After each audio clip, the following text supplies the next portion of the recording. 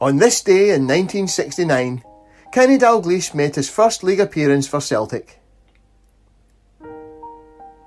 Kenny Dalglish made his Celtic debut as a substitute in a League Cup match against Hamilton at Douglas Park on the 25th of September 1968.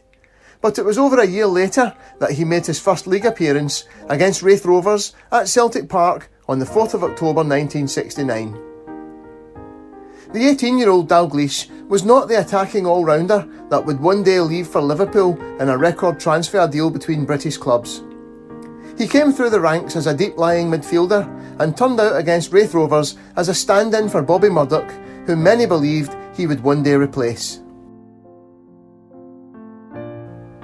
Ger Henderson reported in the Evening Times of the 3rd of October 1969, "Out of the Celtic pool are Jim Brogan and Jim Craig, but in comes a bright new boy, Kenny Dalglish, who has been making a big name for himself in the Celtic reserve side. Mr Steen says, Dalglish will play. He has earned promotion to the top team and he will be in the half-back line." Celtic had made a slow start to the league campaign and were trailing leaders Hibernian, who won at Celtic Park on the 18th of September with a late winner from Pat Stanton by 3 points. Back in the Celtic team for his first competitive match since dislocating his shoulder against Clyde in February came Ronnie Simpson, although Jock Stein wrote in his programme notes that John Fallon would be back for the League Cup semi-final against Ayr United in midweek. Celtic lined up Simpson, Hay, Gemmell, Dalglish, McNeil, Clark, Johnston, Lennox, Wallace, Callaghan, Hughes, sub Hood. "Back to the old Celtic magic" was the headline in the Evening Times that night as Celtic stormed to a 7-1 win.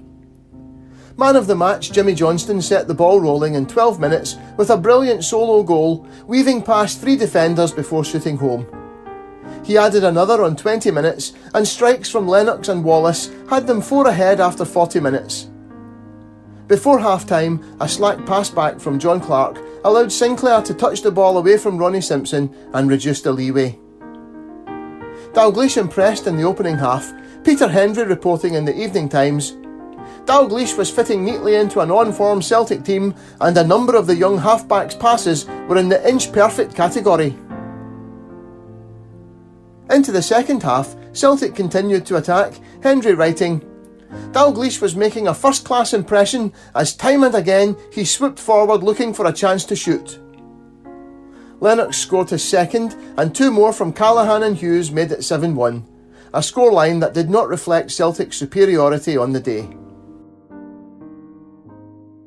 William Hunter, writing in the Glasgow Herald on the 6th of October 1969, agreed with Hendry's assessment of Dalglish. "Young Dalglish, at right half, had ideal conditions for his first outing and made the most of them. He is a one-pace player with a light tackle, but his sense of position is good, almost uncannily so, and his passing quite superb. If he wasted 1 ball all afternoon, then it certainly was no more than 1. The young king retained his place for the League Cup semi-final and replay against Ayr United, and then returned to the reserves to continue his apprenticeship. It would be almost 2 years before he burst onto the scene again, this time as an inventive, ice-cool and free-scoring forward who would go on to be the jewel in the crown of Celtic Park.